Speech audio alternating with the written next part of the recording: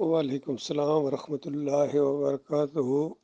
مرائے صاحب، آپ نے بہت ہی زبردست یہ حمایتی تبصرہ کیا ہے ڈاکٹر مسعود الدین عثمانی رحمۃ اللہ علیہ کی اس تقریر کے اوپر،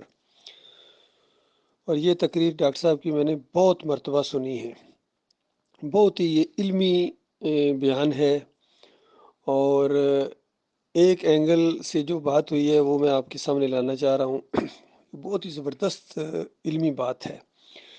گویا ڈاکٹر صاحب قرآن کی اس آیت سے، کیونکہ یہ قرآن میں ہے، اللہ تعالیٰ کہہ رہا ہے کہ لوگوں میں سے کچھ ایسے ہیں جو ایسی یعنی با اخلاق خوش اخلاقی سے ایسی باتیں کرتے ہیں، الفاظ کے ایسے ان کے پاس ہوتے ہیں کہ ایک عام آدمی ہوتا ہے وہ سمجھتا ہے کتنا مخلص ہے، کس قدر یہ بندہ سچا ہے اور یہ صحیح ہے، اور عام آدمی اس کو نہیں پہچان پاتا، لیکن جو صحیح معنوں میں فہم رکھتا ہے دین کا ایمان کا وہ اس کو پہچان جاتا ہے۔ تو اللہ تعالیٰ نے بیان کیا کہ ایسے لوگ جن کی تقریریں بڑی لچھے دار ہوتی ہیں، بڑی خیرخواہی کی قسمیں کھاتے ہیں اپنی خیرخواہی کے اوپر، لیکن جب ان کو کوئی موقع ملتا ہے، اقتدار ملتا ہے، یا کہیں ناظم بنائے جاتے ہیں یا امیر جماعت بنائے جاتے ہیں، تو اس کے بعد وہ تباہی لاتے ہیں کہ اللہ کی پناہ۔ یقین کیجئے یہ تقریر ڈاکٹر صاحب کی، یہ جو دو کردار سامنے آئے ہیں، ایک وہ جو اس طرح فسادی ہو، یعنی فساد برپا کرنے والا، اور اس کے مقابلے میں اللہ تعالیٰ کہتا ہے کہ سارے نمک حرام اور غدار نہیں ہیں، انسانوں میں کچھ ایسے بھی ہیں جنہوں نے گویا اپنی جان کو بیچ دیا ہے، اپنی جان کو بیچ دیا ہے اللہ کی رضا حاصل کرنے کے لیے۔ اس طرح کی ایک آیت قرآن میں بھی ہے، یعنی بالکل آپ سمجھیے کہ توحید کے معیار کی چوٹی کی یہ آیت ہے کہ ان اللہ اشتری من المؤمنین انفسهم واموالهم بان لهم الجنہ، کہ مومنوں کے جان اور مال اللہ نے خرید لیے ہیں، یعنی یہ اختیاری سودا کیا ہے، مومنوں نے اپنے مالک اور خالق کے اوپر ایمان لائے ہیں،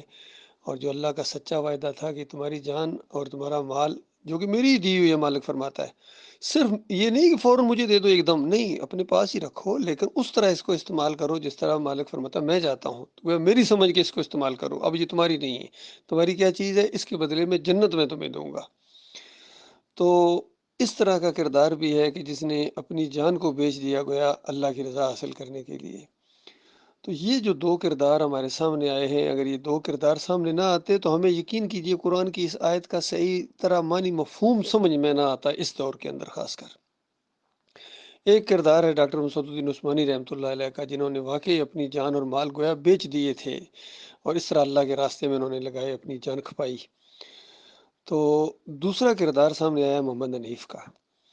اس کی باتیں واقعی اس کی بھی بڑی زبردست، بڑا انتہائی با اخلاق، معصوم سا چہرہ، سادگی، محنت کرنے والے، سب کچھ، اور اسی چیز سے لوگ دھوکہ کھا گئے۔ اللہ نے کہا تھا دھوکہ نہ کھانا، لیکن انسان دھوکہ کھا گئے، انہوں نے شرک کا انجیکشن دے دیا، ان کی شخصیت کو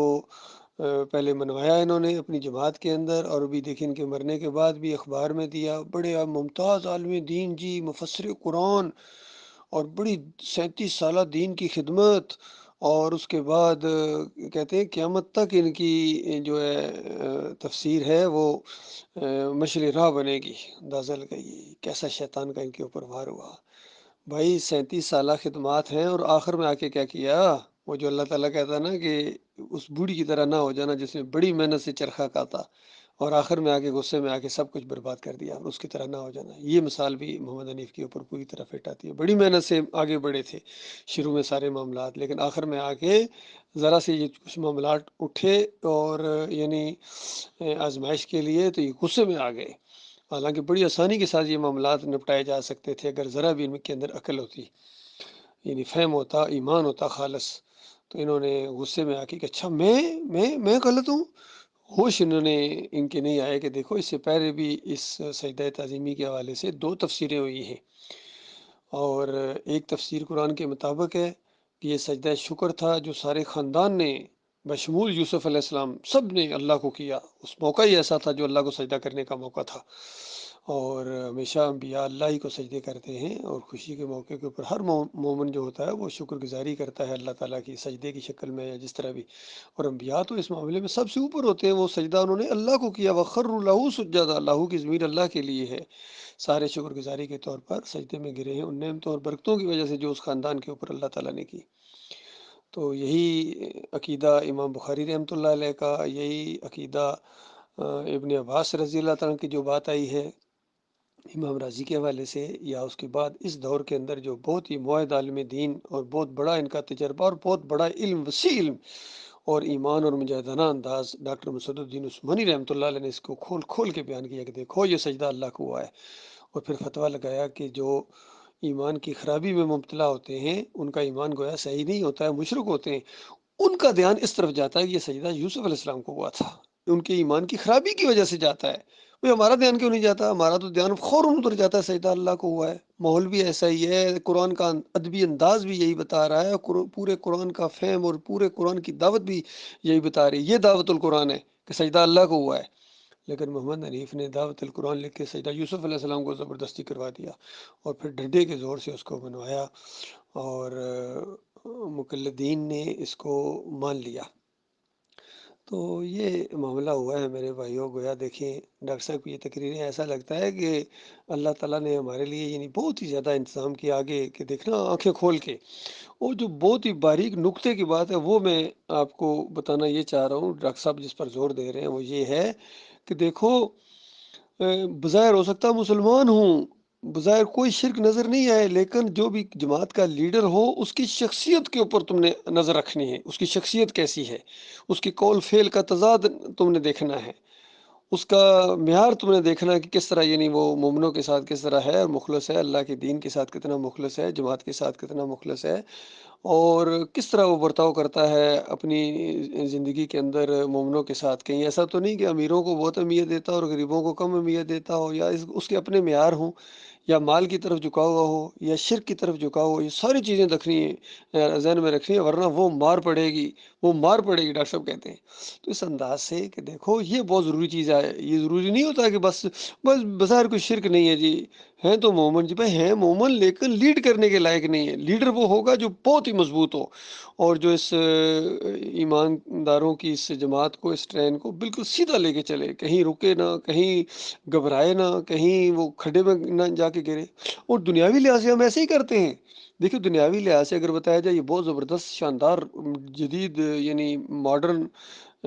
ماڈل کی یہ گاڑی ہے، لیکن صرف ڈرائیور ایسا ہے کہ بس کبھی کبھی وہ نشہ کرتا ہے، کبھی کبھی نہ وہ غصے میں آ جاتا ہے اور کہیں کھڈے پہ بھی مار کے غصے میں کر دیتا ہے، تو کوئی بھی اس گاڑی میں نہیں بیٹھے گا۔ اور کہا جائے دوسری گاڑی ہے تو تھوڑی سی چھوٹی ہے لیکن اتنی زیادہ اس میں سہولتیں بھی نہیں ہیں، لیکن ڈرائیور بہت پرفیکٹ ہے اور بالکل زبردست سکون کے ساتھ گاڑی چلاتا ہے، آپ کو مزہ آ جائے گا اس میں سفر کرنے کا، تو سارے کہیں گے اس میں بیٹھیں گے۔ تو یہ دیکھو اس معاملے کو ہم سمجھ جاتے ہیں، لیکن دین کا جب معاملہ آتا ہے تو وہاں یہ چیز ہم عقل نہیں استعمال کرتے ہیں۔ تو اسی وجہ سے جتنے گروپ بھی بعد میں نکلے ہیں، اگرچہ ان کے عقیدے کے اندر خرابی نہیں تھی، محمد حنیف کے ساتھ جو بھی ان کے معاملات ہوئے تھے اس کے بعد یہ ضد میں آ کے نکل گئے اور پھر ڈٹ گئے اس کے اوپر،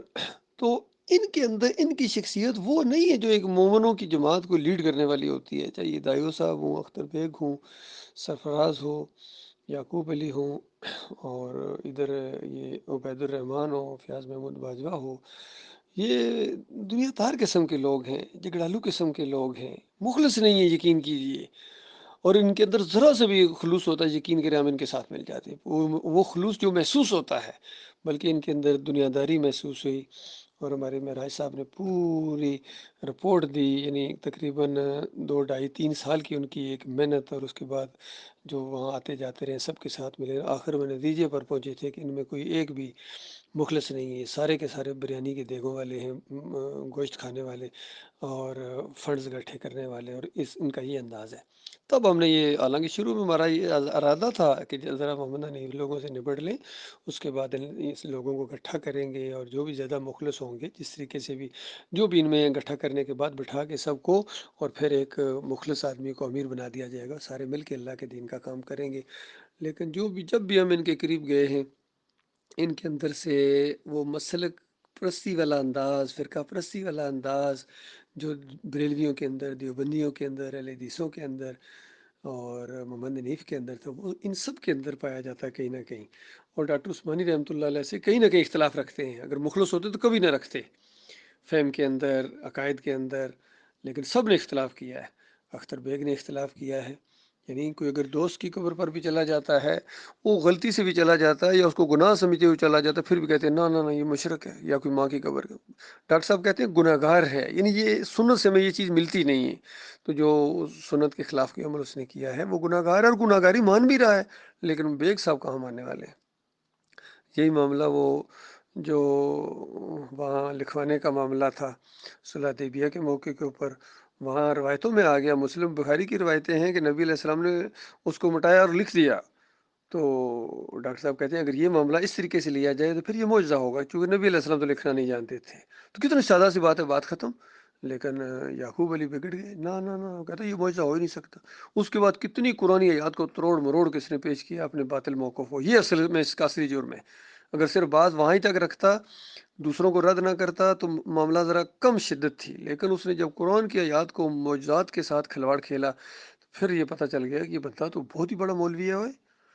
تو باقی جب فیاض محمود کی باتیں ان کے سرپرست اعلیٰ کے جھوٹ سامنے آئے، تو پھر بالکل ہم اس نتیجے پر پہنچے کہ یہ بالکل سارے کے سارے کھلاڑی ہیں، یہ دنیا کے کھلاڑی ہیں، ہمارا ان سے کوئی تعلق نہیں ہے، یقین کیجیے۔ ان کے اندر جو مخلص لوگ ہیں وہ آہستہ آہستہ ہماری طرف آ رہے ہیں، لیکن یہ بڑے جتنے 7 8 9 ٹوٹل مولوی ہیں، انہوں نے جماعت کا بیڑا غرق کیا ہے۔ یہ مجرم ہیں بہت بڑے بھائیو، چھوڑو ان کو، یقین کرو یہ تمہاری دنیا بھی برباد کریں گے، تمہاری آخرت بھی۔ آؤ ہمارے ساتھ مل کے اللہ کے دین کا کام کرتے ہیں، جو صحیح معنوں میں اگر کرنا چاہتے ہو، جہاد کرنا چاہتے ہو، مجاہد بننا چاہتے ہو، تو یہ پلیٹ فارم ہے جس کے امیر ہمارے کمال خان صاحب ہیں۔ خود تجربہ کرو اللہ کے بندو، دیکھو آخرت، تمہاری آخرت کا معاملہ ہے، اور اگر ذرا سا بھی تمہارے اندر عقل ہے، بے شک ان میں سے سب کے ساتھ ایک ایک 2 2 دن رہ کے دیکھ لو، اور پھر تمہیں خود پتہ چل جائے گا مخلص کون ہے، سادہ کون ہے، اور مومن کون ہے، اور اللہ کے ساتھ محبت کرنے والا کون ہے۔ ان میں سے کوئی بھی کمال خان صاحب کا مقابلہ نہیں کر سکتا، حتیٰ کہ محمد حنیف کے اندر اگر شرک نہ آتا، یقین کریں، تب بھی وہ کمال خان صاحب کا مقابلہ نہیں کر سکتے، خلوص کے اندر، سادگی کے اندر، اور ایمان کے اندر، اور اللہ کی محبت کے معاملے میں محمد حنیف کمال خان صاحب کا مقابلہ نہیں کر سکتے ہیں۔ یہ میں دونوں کے ساتھ، چونکہ میں بڑا قریب رہا ہوں، یہ میں اپنی بات اپنے بھائیوں تک پہنچا رہا ہوں۔ باقی جو زندہ ہیں ان کے لیے موقع ہے، ان کو تلافی کا موقع ہے، توبہ استغفار کر کے مومنوں کی جماعت کے اندر شامل ہو جائیں، اور جو مر گئے ہیں وہ تو اب قیامت تک کے لیے کوئی موقع نہیں ہے، وہ تو گئے مارے گئے۔ اللہ تعالیٰ اس خوفناک انجام سے اپنی پناہ میں رکھے۔